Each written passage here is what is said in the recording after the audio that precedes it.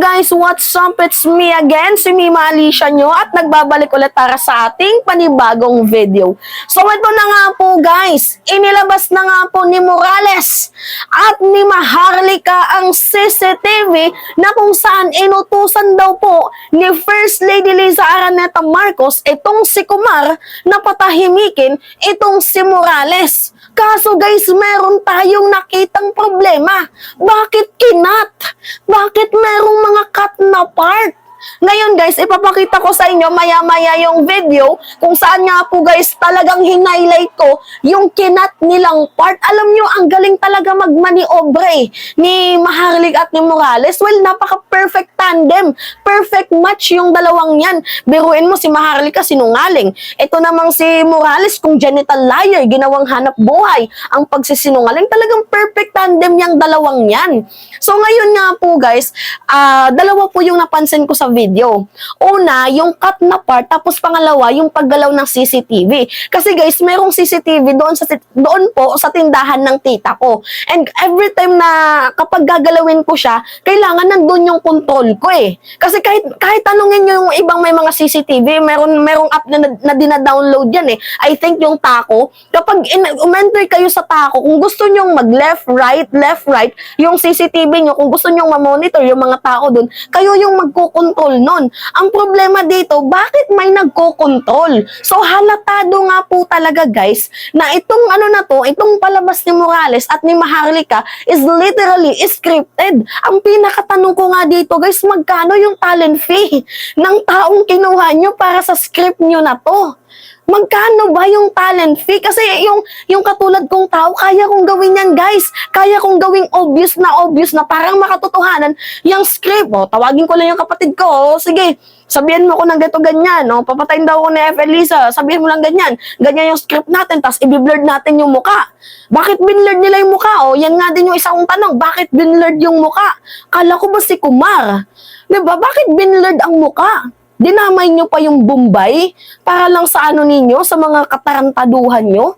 Minsan na nga lang kayong mag-isip, hindi nyo pa talaga pinag-isipan, nag-iisip ba kayo? Anyway, ito yung video guys. Panood natin sa inyo Actually, 3 minutes to. So, makikita nyo kung saan yung part na merong mga cut. So, antayin nyo, nasa bandang 1 minutes and nasa 2 minutes yung mga cut na part dito sa video na to. Anyway, ipi-play natin. Hindi ganito, pag ganito, tayo mamamagitan. Okay? Kasi nga yung mama,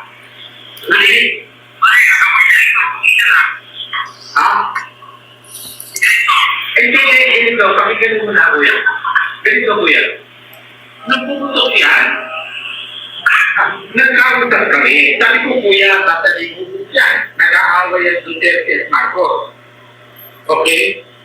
Huwag kang makikita.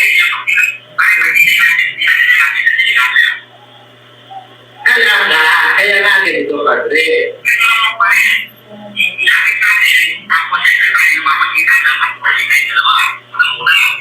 Hindi.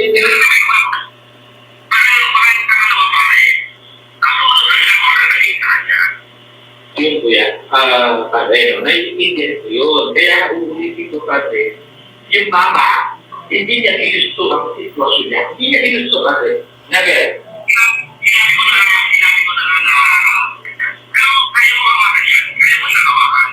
Kaya kong iparating yun ang dahil. Pero yung dahil yung desisyon.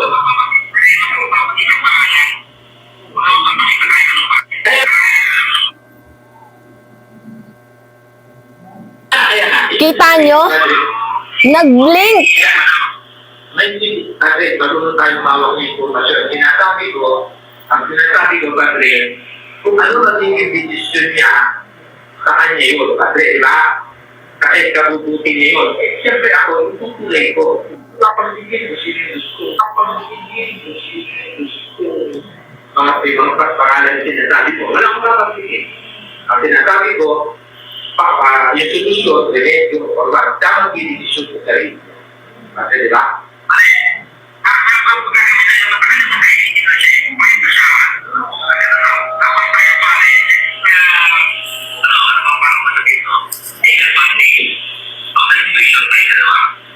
Hindi, katulungan natin, Padre.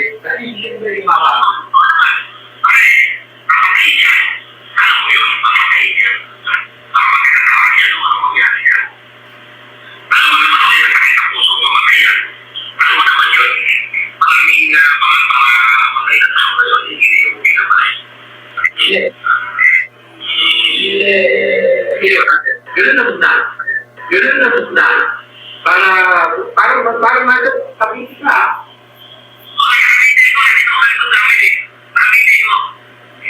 Kasi, ano lang, titinta lang.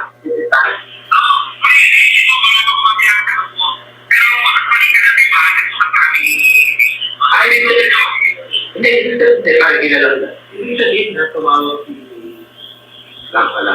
Hindi.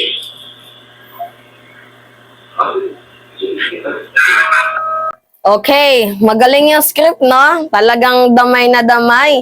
Etong si First Lady Liza Araneta Marcos, si Lam, si FL Lisa. Maganda yung pagkakagawa ng script. Kaso nga lang, mayroon pa ding butas. Kasi guys, kung legit yan na CCTV footage, bakit mayroong cut na part? Di ba kung saan mayroong nag-blink? It means guys, kinat talaga yon. Kasi alam ko na siguro meron silang maling script na nabanggit. And bakit gumagalaw yung CCTV kung wala pong nagko-control dyan? Alam nyo, pinaglululoko nyo ang taong bayan. Ang problema kasi dito guys, yung mga DDS na talagang pathological liar din, naniniwala sa mga kasinungalingan ninyo. Eh tayo guys, hindi naman tayo sinungaling at hindi natin gawain na ang magsinungaling. Kaya nga guys, every time na mayroon akong pinipresent na vlog sa inyo, nagpapakita ako ng ebidensya. At tingnan nyo guys, isa din tong ebidensya na paninira sa ating First Lady. Kasi unang-una, kung totoong CCTV footage yan, kung totoo yung conversation, bakit may cut? Bakit ginagalaw? At bakit blurred ang muka ni Kumar? Diba kasi yung ibig sabihin nito guys, kung sasabihin lang nila na i-blur naman kasi yung privacy, ganyan-ganyan. Eh si Maharlika nga walang pakialam sa mga privacy na yan eh. Diba? Bakit niya binlurred? Akala ko ba totoong si Kumar? Mantakin nyo guys, pinag-antay nyo kami sa CCTV na yan, tapos hindi naman pala si Kumar. Naman guys, tingnan nyo, iba naman kasi yung itsura ng Bombay guys. Kitang-kita naman sa pagka-blurred sa CCTV. And then, anyway, di ba, pwedeng gawin yan ng isang normal na tao. Tatawagan ko si Pilo Potasio. Sige, ganito yung script natin. Bayaran ko siya 50,000. Ganito, dapat galingan mo mag-acting ha. Kahit nga lang 10,000, pwedeng gawin yan ng isang tao eh. Di ba? Ganito yung script natin. Ganito yung gagawin mo. Kunyari, tatawagan ka, mag-uusap kayo, ganyan. Kahit normal na tao, kahit ako, kaya kong gawin yan. Diba? Ang problema kasi dito guys, kailangan nilang gumamit, kailangan nilang mag-hire ng isang actor para maging makatotohanan man kuno kunyari, ang kanilang sinasagawang fake news para i-demolish, character assassinate itong ating First Lady. Kitang-kita naman. Diba? Halatado at kitang-kita naman. Pero ang problema kasi dito guys, madaming naniwala kasi nga, mga supporters sila ni Kadigungan at supporters ni Maharlika.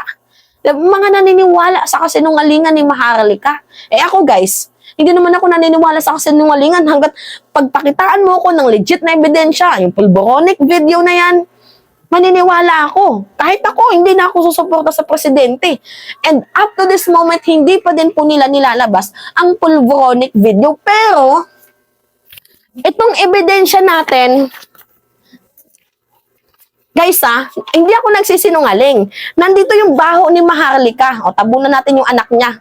Yan picture yan ni Maharlika. Binyag ng anak niya yan.